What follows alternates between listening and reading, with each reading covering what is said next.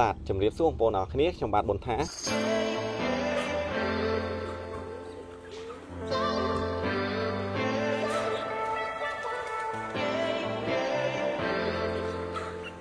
វិលមកជួបខ្ញុំសារជាថ្មីម្ដងទៀតហើយ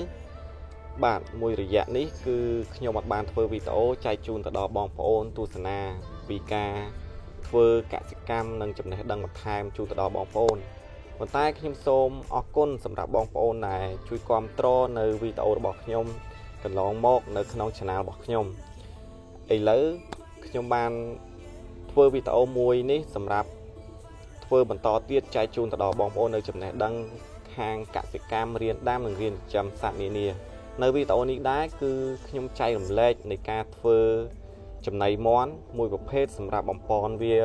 ឲ្យឆាប់ធំធាត់ចំណីនេះដែរគឺយើងបំពន់វានៅពេលព្រឹកនិងពេលថ្ងៃសម្រាប់ឲ្យមាន់របស់យើងស៊ី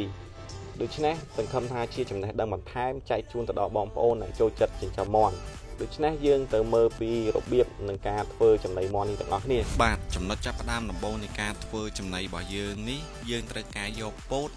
យកមកកិនវាឲ្យម៉ត់បន្ទាប់មកយើងត្រូវការយកស្រូវយកមកកិនឲ្យម៉ត់ដូចគ្នាដែរបន្ទាប់ពីយើងបានកិនវត្ថុធាតុដើមទាំងពីរនេះរួចរាល់មកយើងត្រូវការយកវត្ថុធាតុដើមទាំងពីរនេះយកមកលាយនិងច្របល់ចូលគ្នាឲ្យសព្វងាយស្រួលក្នុងការយើងយកទៅរក្សាទុកដើម្បីកុំឲ្យវាងាយខូចហើយក៏ងាយស្រួលក្នុងការយើងយកមកលាយចំណីឲ្យមាន់ស៊ីហើយនេះគឺជាស្រូវដែលយើងបានកិនរួចរាល់ហើយវាម៉ត់បានល្អដោយដែលបងប្អូនកំពុងទស្សនានេះអញ្ចឹងបងប្អូនដែលចង់ដឹងពីការកិនចំណីនិងកិនស្រូវកិនពោតអីបានល្អហ្នឹងអាចចូលទៅទស្សនានៅវីដេអូមុនរបស់ខ្ញុំបានដែលខ្ញុំបង្ហាញពីការកិនចំណីផ្សេងៗឲ្យមាន់របស់យើងបន្ទាប់មកយើងត្រូវការយកពោតដែលយើងបានកិនរួចរាល់ហ្នឹងគឺយើងយកមកបាវដូចគ្នាមានន័យថាការលាយរបស់វាហ្នឹងគឺស្មើគ្នាអញ្ចឹងបរិមាណវាស្មើគ្នាហ្នឹងយើងត្រូវការច្បល់វាឲ្យសព្វមានន័យថាយើងច្បល់2 3ដងអីទៅដើម្បីឲ្យធាតុរបស់យើងទាំងពីរហ្នឹងពោតហើយនិងស្រូវរបស់យើងហ្នឹងឲ្យសព្វចូលគ្នាងាយស្រួលក្នុងការយើងយកទៅរក្សាទុកហើយងាយស្រួលក្នុងការយើងយកមកលាយចំណីឲ្យមាន់របស់យើងស៊ីផង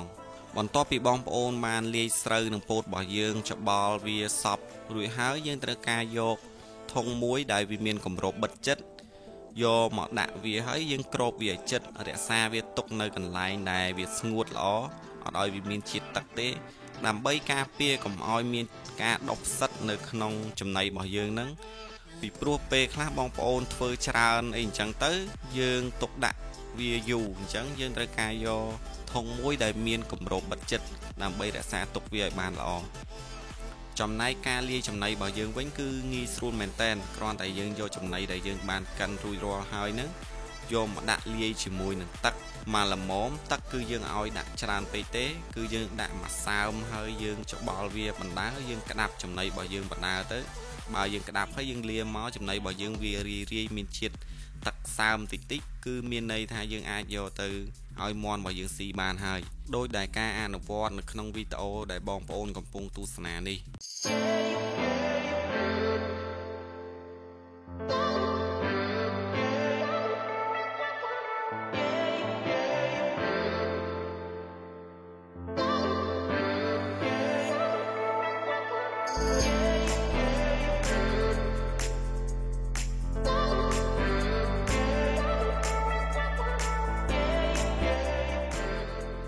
បន្ទាប់ពីយើងបានលាយចំណីរបស់យើងរួចហើយយើងត្រូវការយកចំណីរបស់យើងហ្នឹងដាក់ឲ្យមាន់ស៊ីដូច្នេះបើសិនបងប្អូនទើបតែចាប់ផ្ដើមដំបូងទេបងប្អូនយកឲ្យវាស៊ីកុំដាក់ច្រើនពេកយើងដាក់បន្តិចបន្តិចឲ្យវាស៊ាំនឹងចំណីនេះសិនកុំឲ្យវាសល់នឹងស្ដាយចំណីរបស់យើងហើយខ្ញុំសូមចែករំលែកជូនទៅដល់បងប្អូនសម្រាប់ខ្ញុំអនុវត្តផ្ទាល់នឹងបទពិសោធន៍របស់ខ្ញុំគឺការលាយចំណីនេះឲ្យវាស៊ីគឺខ្ញុំដាក់ឲ្យវាស៊ីភាគច្រើនគឺពេលព្រឹកពេលថ្ងៃបើបងប្អូនសម្បូរឬច្រើនក៏យើងអាចដាក់ឲ្យវាស៊ីបានដែរយើងអាចលាយជាមួយបន្លែដូចជាត្រកួនដូចជាអីចឹងទៅយើងកិនវាហើយយកមកលាយគ្នាហើយយកឲ្យវាស៊ីទៅពេលថ្ងៃហ្នឹងដាក់មកល្មមមកវាស៊ីដើម្បីបំពន់វាឆាប់បានធំធាត់ល្អហើយចំណីនេះដែរយើងអាចឲ្យវាស៊ីទាំងមាន់សាច់ទាំងមាន់ពងនិងកូនមាន់ដូច្នេះយើងត្រូវការឲ្យវាស៊ីពេលព្រឹកហ្នឹងគឺជាអាហារពេលព្រឹករបស់វាជាប្រចាំហ ហើយចំណីមួយប្រភេទនេះដែលយើងផ្ដល់ឲ្យមាន់ស៊ីជាអាហារបំពងមកវាពេលព្រឹកគឺវាសម្បូរទៅដោយសារធាតុប្រូតេអ៊ីននិងសារធាតុចិញ្ចឹមផ្សេងទ្រទ្រង់មាន់របស់យើងនឹងបំពងមាន់របស់យើងឆាប់ធំធាត់បានរហ័សក្នុងចន្លោះរយៈពេល2ខែកន្លះទៅ3ខែគឺមាន់យើងមានទម្ងន់ចាប់ពី1គីឡូ8ទៅ2គីឡូគឺយើងអាចចាប់លក់បានហើយអញ្ចឹងបងប្អូនអាចអនុវត្តផ្ទាល់តាមវីដេអូនេះនៃការដាក់ចំណីពេលព្រឹកខ្ញុំនឹងចេញវីដេអូក្រោយគឺការធ្វើចំណីពេលល្ងាចសម្រាប់បំពងមាន់ឲ្យឆាប់ធំធាត់និងមានសុខភាពល្អបាទឥឡូវបងប្អូនបានទស្សនាពីរបៀបនៃការធ្វើចំណីមាន់មួយប្រភេទនេះហើយសង្ឃឹមថាបងប្អូនទស្សនាហើយនឹងកើតបានចំណេះដឹងបន្ថែមសម្រាប់ការចិញ្ចឹមមាន់របស់បងប្អូននឹងទទួលបានផលបានប្រសើរជាងមុនដោយយកទៅអនុវត្តតាមហើយចំណីមួយប្រភេទនេះគឺយើងដាក់ឲ្យវាស៊ីនៅពេលព្រឹកនិងពេលថ្ងៃហើយសង្ឃឹមថាជាចំណេះដឹងមួយសម្រាប់ចំណេះដឹងរបស់ខ្ញុំផ្ទាល់ចែកជូនទៅដល់បងប្អូនហើយបងប្អូនយកទៅអនុវត្តនឹងទទួលបានជោគជ័យខ្ពស់ហើយបើសិនបងប្អូនណាដែលមានចម្ងល់ឬមានចំណេះដឹងអ្វីបន្ថែមអាចខមមិននៅខាងក្រោមនៃវីដេអូនេះបានហើយបងប្អូនដែលមិនទាន់បានចុច Subscribe កុំភ្លេចជួយចុច Subscribe និងដាក់រូបកណ្ដឹងដើម្បីទទួលបាននៅវីដេអូថ្មីទាក់ទងទៅនឹងកសិកម្មរៀនដាំរៀនចិញ្ចឹមសត្វនានាហើយនៅវីដេអូនេះដែរខ្ញុំសូមអរគុណបងប្អូនដែលជួយគាំទ្រនៅ Channel របស់ខ្ញុំ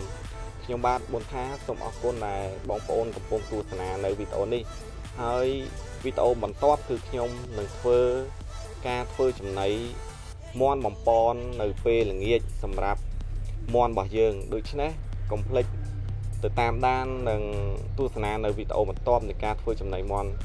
ពេលល្ងាចខ្ញុំបាទប៊ុនថាសូមអរគុណបងប្អូនកំពុងទស្សនានៅវីដេអូនេះជួបគ្នានៅវីដេអូក្រោយៗទៀត